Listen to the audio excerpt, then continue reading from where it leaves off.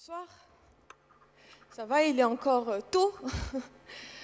Lorsqu'on m'a téléphoné pour m'inviter à participer à cette conférence, événement, cette performance, on m'a dit le sujet c'est le progrès, c'est nous. Alors, on voudrait que tu nous parles de ton expérience, que tu nous dises comment à ta manière, avec tes moyens, à ton échelle, tu participes au progrès. Parle-nous de ton parcours, fais-nous voyager, traverser les espaces inconnus du monde, parle-nous de tes photographies, parle-nous de tout ce que tu fais, embarque-nous, sois convaincante, sois naturelle. Par contre, tu as 10 minutes. Et on va te couper au bout de ces 10 minutes. Alors on va commencer. Le progrès, c'est nous. Oui, le progrès, c'est vous, c'est toi, c'est moi. Gandhi disait, il faut être le changement que nous voulons voir dans le monde. Je m'appelle Leila Gandhi, et je vais vous dire comment moi, à ma manière, avec mes petits moyens, à travers ce que je fais, j'essaye de contribuer au progrès. J'ai toujours voulu avoir un impact positif sur la vie des gens. Diplômée de sciences politiques, j'ai travaillé dans des organismes gouvernementaux, dans les relations internationales. Et finalement, je me suis rendu compte qu'il y avait plusieurs manières de faire de la politique. Qu'il était possible d'avoir un impact sur les gens de manière différente. Aujourd'hui, je suis animatrice télévisée, journaliste, réalisatrice et productrice de films documentaires, photographe, parce que je sais que l'image, on dit souvent que l'image peut valoir 1000 mots. J'incarne et je réalise une série documentaire diffusée sur 2M, une chaîne nationale marocaine, et qui réunit chaque mois près de 2 millions de téléspectateurs.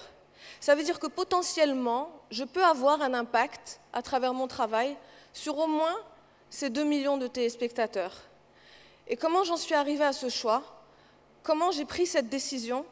C'est parce qu'un jour, j'ai pris la route. Pour découvrir le monde, aller à la rencontre de sa diversité, de sa beauté, de sa richesse. Et vous savez ce qui m'a le plus marqué pendant ces voyages? Ce ne sont pas les paysages formidables et incroyables. Ce n'est pas le désert du Sahara.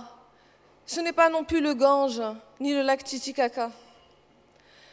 Ce qui m'a le plus marqué, ce ne sont pas les monuments historiques incroyables, le Louvre, la tour de Pise ou la mosquée de Casablanca.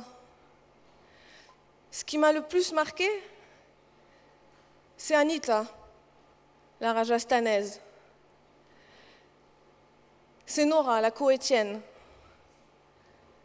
C'est Bakou, l'amazonienne. C'est Mina, la marocaine. C'est aussi Elena, la grecque. Ce qui m'a le plus marqué, c'est la diversité de ces visages. Comment ces visages, d'un point à l'autre, d'un bout à l'autre du monde, se ressemblent si étrangement. L'un est indien, l'autre est marocain.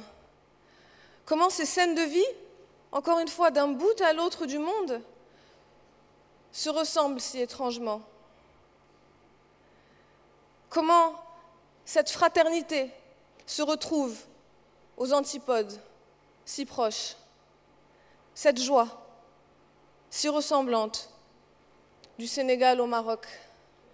Et ça m'a donné envie de témoigner de cela. Je me suis rendu compte qu'au-delà de nos différences, au-delà de nos identités propres, qui sont importantes et qu'on respecte, il y avait surtout beaucoup de ressemblances. Des ressemblances fédératrices, créatrices, qui nous réunissent, qui sont constructives et qui m'ont donné envie d'aller plus loin, de poursuivre la route, pour cette fois faire des films, pour essayer de contribuer au rapprochement des cultures, au dialogue entre les cultures, essayer de partager avec le plus grand nombre, grâce aux films et à la télévision, après la photographie. J'ai parcouru les steppes mongoles et la pampa argentine à cheval, le désert de Gobi et les déserts tunisiens à dos de chameau. Je me suis aventurée. J'ai dépassé mes limites, j'ai même fait l'ascension du Kilimandjaro. En réalité, j'ai cru que j'allais y laisser ma peau là-bas. Avec cette photo, c'est un peu de ma fierté que je laisse. J'étais à 6000 mètres d'altitude et j'étais vraiment en mauvais état. Je suis allée à la rencontre des ethnies les plus rares du monde. J'ai mangé des choses très bizarres. J'ai mangé du scorpion et du serpent en Chine. Celui-là, je ne l'ai pas mangé. Celui-là, il a failli m'étouffer, en fait. J'ai bu du sang de veau avec les Maasai. J'ai mangé des fourmis et des abeilles avec les Hadzabe. J'ai mangé du poulpe encore vivant, gesticulant dans ma gorge en Corée. J'ai mangé de la marmotte en Mongolie. J'ai mangé du chien au Vietnam. J'ai mangé du rat aussi. Étonnamment, le rat, c'était très très bon. J'ai beaucoup aimé. J'ai porté l'abaya en Arabie Saoudite, le gilet pare-balles en Irak.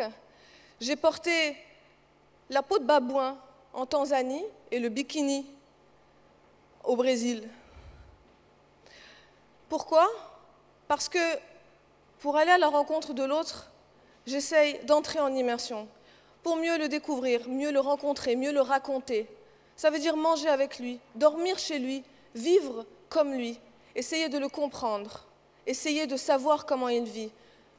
Mon intention dans cette démarche, au-delà de tout ça, c'est d'essayer de contribuer à ouvrir nos esprits à de nouvelles cultures, de nouvelles religions, de nouveaux modes de vie, de nouvelles réalités.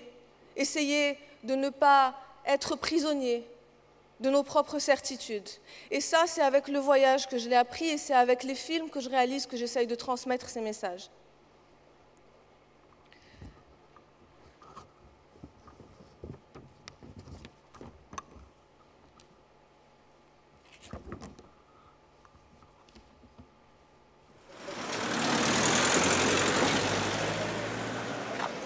أنا ليلى وأنت؟ عدنان. عدنان مشرفين عدنان. عدنان أيوة عدنان. أنا مسلمة. مسلمة. حطي على راسك منديل. شعرك هذا حرام. Vous avez un aperçu. هذا ماشي لا بدها. هذا حرام هذا حرام هذا حرام؟ حرام يبين هذا بالنسبة. إذا أنت مسلمة. أنت مسلم. بتقول أنا مسلمة هذا حرام.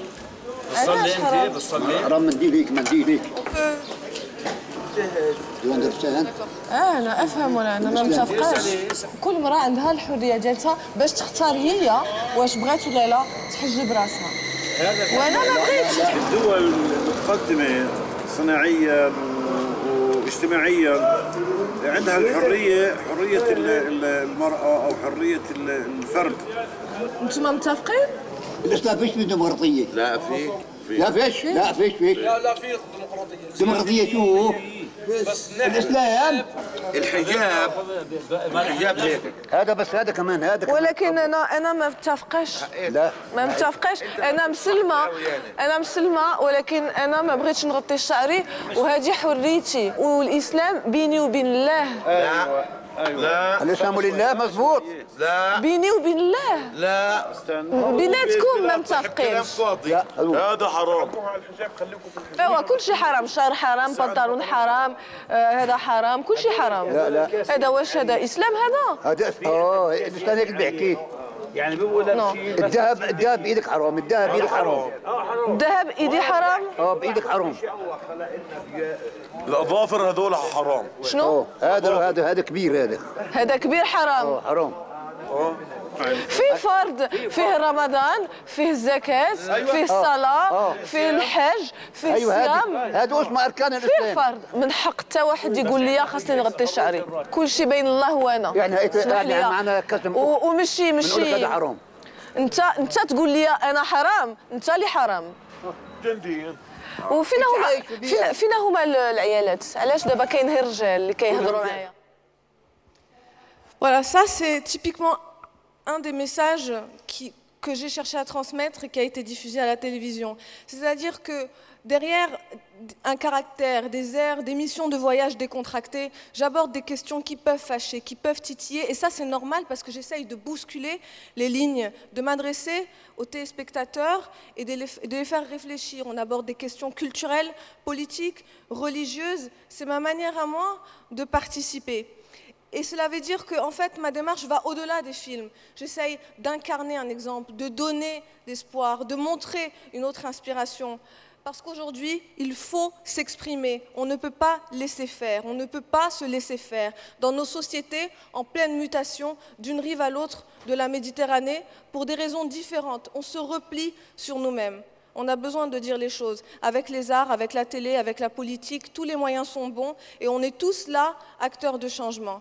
Et ce que je voudrais dire, c'est que je reçois tous les jours des témoignages, de jeunes femmes notamment, qui me remercient de les inspirer. Et ça, pour moi, c'est ma plus grande fierté. Et ça aussi, pour moi, c'est contribuer au changement et incarner le progrès. Je vous remercie.